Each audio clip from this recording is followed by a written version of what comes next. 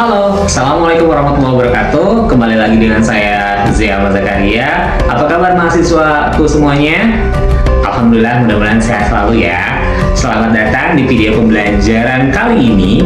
Kita akan membahas salah satu warisan spiritual bangsa yang begitu kaya, yaitu tasawuf Nusantara. Oke, sebelum kita ke materi, kita lihat dulu CPMK-nya ya. CPMK mata kuliah ini adalah mengevaluasi ajaran-ajaran tokoh tasawuf Nusantara dalam bentuk membentuk karakter pribadi yang moderat, jujur, berakhlak mulia, dan menjadi teladan di tengah masyarakat multikultural. Sub CPMK-nya, mahasiswa mampu meletakkan kontribusi nilai-nilai tasawuf terhadap pembentukan etika publik di ruang sosial, keagamaan, kontemporer, mampu merumuskan permasalahan penelitian dan meneruskan hipotesis penelitian dengan sumber rujukan yang bermutu, struktur, dan sahih. Bahan kajiannya apa sih? Tokoh-tokoh tasawuf Nusantara. Tasawuf Nusantara adalah bentuk praktek tasawuf yang sufisme yang berkembang atau sufisme yang berkembang di wilayah Indonesia sejak abad ke-16. Tasawuf ini unik karena menyatu dengan budaya lokal tanpa menghilangkan eksistensi ajaran Islam. Tahukah kamu bahwa jauh sebelum istilah tasawuf populer dalam dunia akademik, praktik spiritual yang serat nilai sufistik telah mengakar kuat dalam kehidupan masyarakat Nusantara?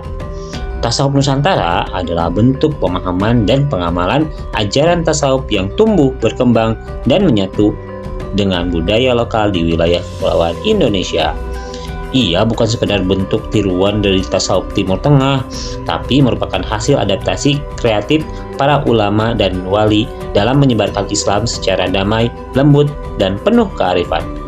Di Nusantara, tasawuf tidak hanya berpusat pada ritual zikir dan wirid, tetapi juga menjelma menjadi laku hidup.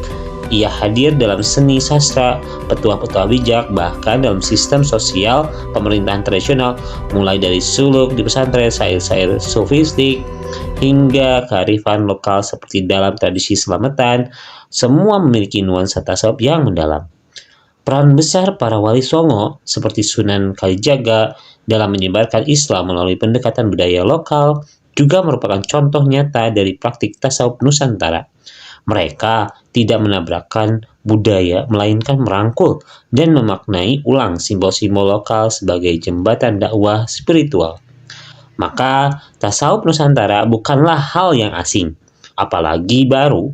Ia adalah nafas panjang peradaban spiritual di bumi Indonesia yang mengajarkan kita tentang kesederhanaan, cinta, pengendalian diri, dan hubungan yang mendalam antara manusia dan Sang Pencipta.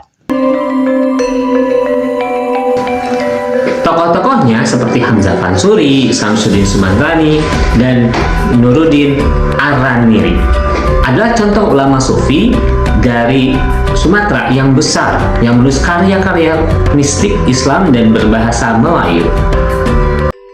Kita bahas Pak Hamzah Fansuri ya.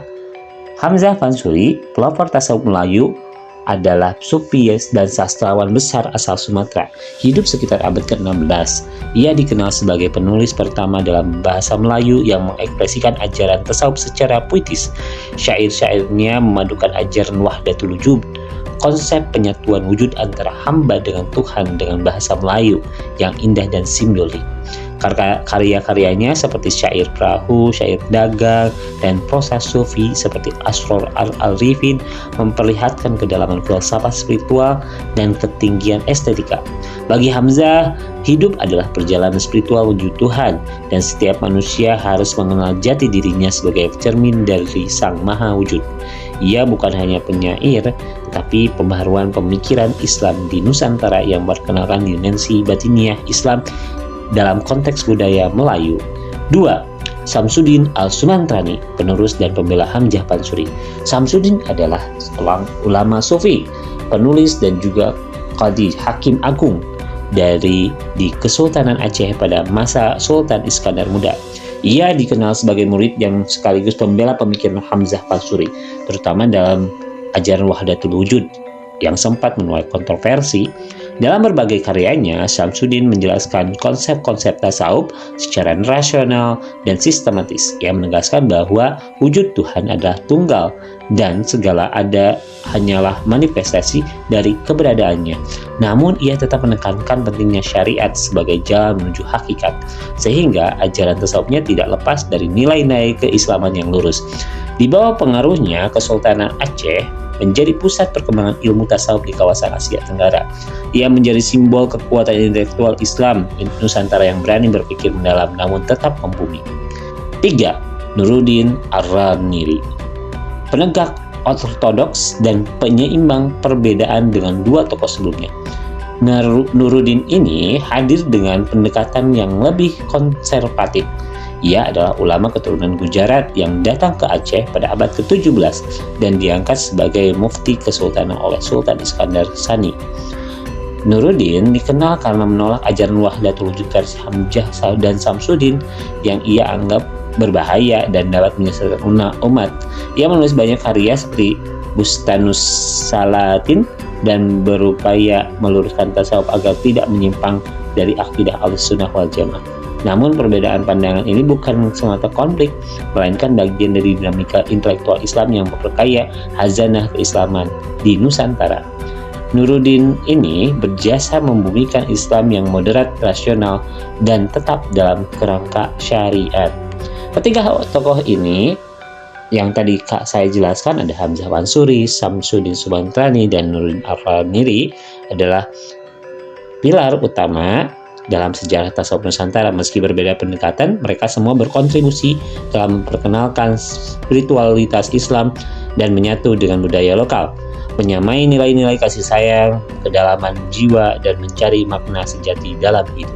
Selain itu, di Pulau Jawa ada Syekh Abdul Al-Karim dari Banten, kemudian Kiai Haji Sahibul Wafa Tajul Arifin dari Tasikmalaya, Jawa Barat, atau yang lebih dikenal dengan Abah Anam, kemudian Syekh Musli Ibnu Abdul Ar-Rahman dari Meragen sebagai dari Jawa Tengah, kemudian Kiai Haji Romi Tamim dari Rejoso, Jawa Timur.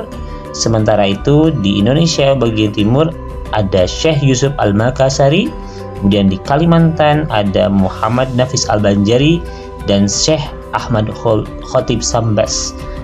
Kemudian ada di daerah Patani ada Daud Al-Fatani dan lain-lain.